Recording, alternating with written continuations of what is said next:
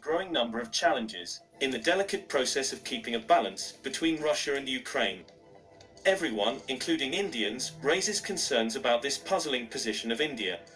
However, the Indian government has said categorically that India would do what is best for itself. This is a comforting statement that no one can dispute. Why India maintains a delicate balance?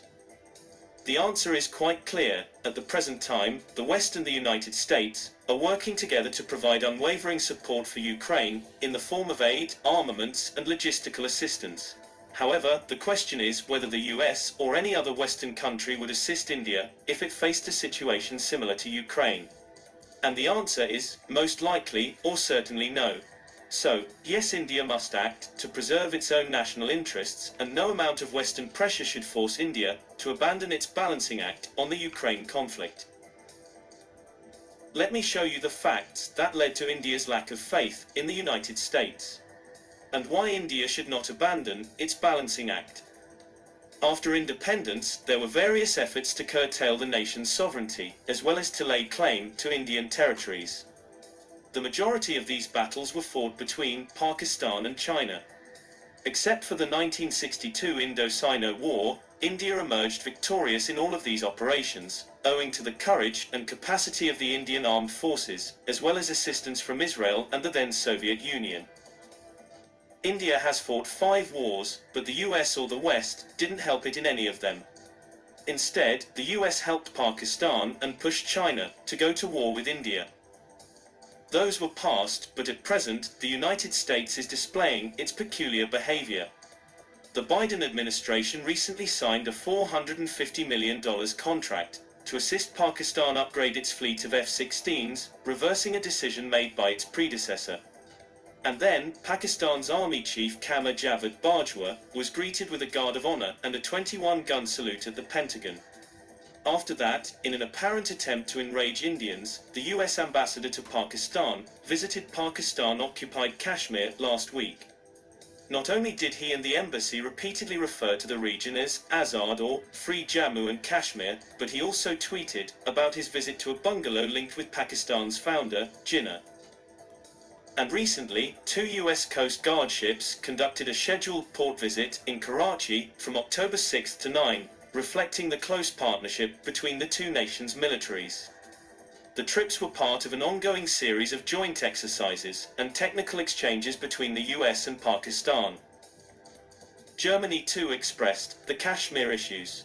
German Foreign Minister Annalena Baerbock, in a rare show of support for Islamabad's position on alleged human rights violations in Jammu and Kashmir, said that Berlin had a role and responsibility in the tension over Kashmir, and that it supported intensively the engagement of the UN to find peaceful solutions in the region. India rejected Pakistan and Germany's proposal for UN involvement in Kashmir, and said that instead of calling on the UN to address the Kashmir problem, all conscientious members of the world community should deal with Pakistan-based terrorists in Jammu and Kashmir. In the case of Kashmir, Pakistan's views are pointless and unimportant, because they are doing what they should be doing, which is being a puppet. But it's difficult to assess Baerbock's comments, because senior Western officials rarely say in public that they want the Kashmir issue to be taken to the international level, so Baerbock's comments indicate a shady political game. A political game played with fear, hatred, and rage. The US wants to show that it is willing to work with Pakistan more. And a trip to the part of Kashmir that is run by Pakistan is a strong sign of that. But it would be a waste of time for the US and the Western world to try to get India to change its position on Russia-Ukraine by putting pressure on New Delhi over the Kashmir issue. Instead, the United States and the West are trying all they can to get India to join forces with Russia by openly cozying up to Pakistan. There is no military solution to any conflict. Prime Minister Narendra Modi has rightly stated the necessity of communication and diplomacy, as well as the fact that there is no military solution to any conflict. Right now, Ukraine's leadership is focused on the battle, but the next stage involves triage and preparing for future recovery phases. Even if Ukraine wins the battle, it would still lose, since it will take time to rebuild the destroyed cities, and achieving a stable economy will be almost impossible for the next 20 years. The question here is whether the US and the West, which helped Ukraine to cripple Russia's economy, will help Ukraine recover its economy. Even if they do help Ukraine restore its economy, how far can they go? The tally of Russia's material destruction in Ukraine reached more than $113.5 billion as of August, Kyiv School of Economics says. And its economy could shrink by 45% this year. Over 13 million Ukrainians have been displaced, tens of thousands of soldiers and civilians may have lost their lives in the war. The Kyiv School of Economics estimates that at least 4,431 residential buildings, 92 factories and warehouses, 378 institutions of secondary and higher education, 138 healthcare institutions, 12 airports, 7 thermal power plants and hydroelectric power plants have been damaged, destroyed, or seized in Ukraine by Russian forces. This statistic is out of date, and is most likely an underestimation of the damage done to Ukraine as a result of Russia's invasion. Whatever the actual number is, it is a climbing target.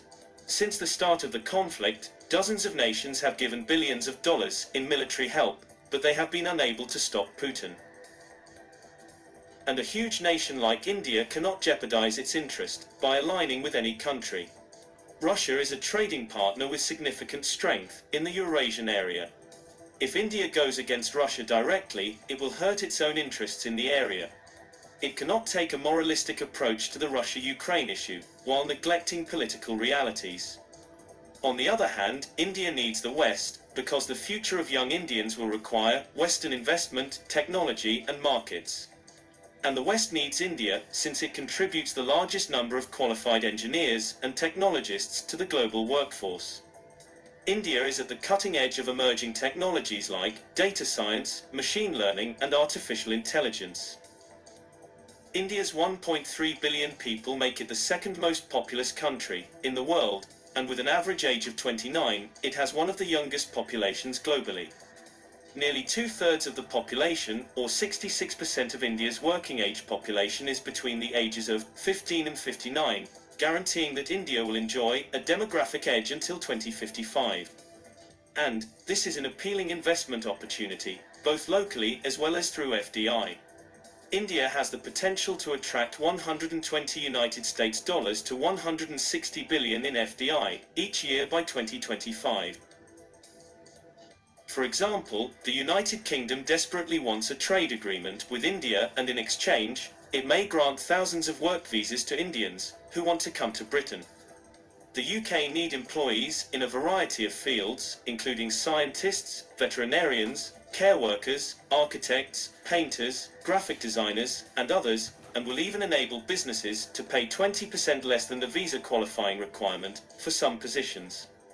Between 2019 and 2020, 48% more Indians were awarded Tier 4 student visas to the UK, while Chinese nationals, the UK's biggest overseas student population, were granted 56% less.